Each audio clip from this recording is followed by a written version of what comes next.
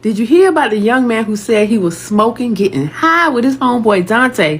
When Dante looked at him and said, hey, let's go to church. He was like, what? What are you talking about? Church tonight? You crazy. And Dante said, nah, hear me out. It's Wednesday night. They having youth night.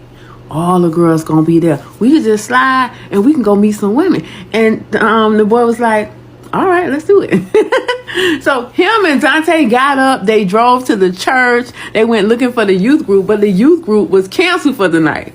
But the main church was open and they were having the service. So they looked at each other and was like, we might as well go.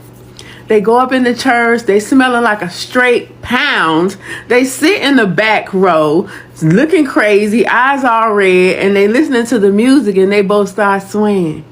Then the pastor started preaching and their ears are hearing and they feeling like something. The young man is like, I don't know what was going on, but the combination of the music with the pastor and just the whole spirit was just really just feeling. I was just like, dang. He said at the end of the service, when the pastor asked, do anybody want to come to the front? He said he found himself standing up involuntarily and walking towards the front of the church.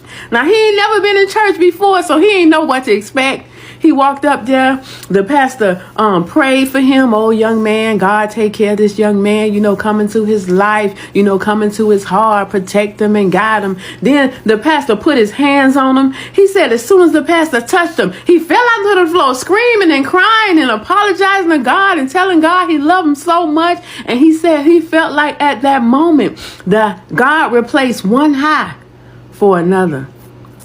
He left that church that night with his homeboy Dante, and they just was silent the whole drive home because they can't believe what kind of adventure they got into. And he said the next Wednesday night, he showed back to church again. He went again and again. He joined the church. He became a youth pastor. He met his wife there. He learned how to play music there. They became his family. And now he's a leader teaching young people how to love God and how to enjoy a life that's filled with the fruit of God and still have a good time.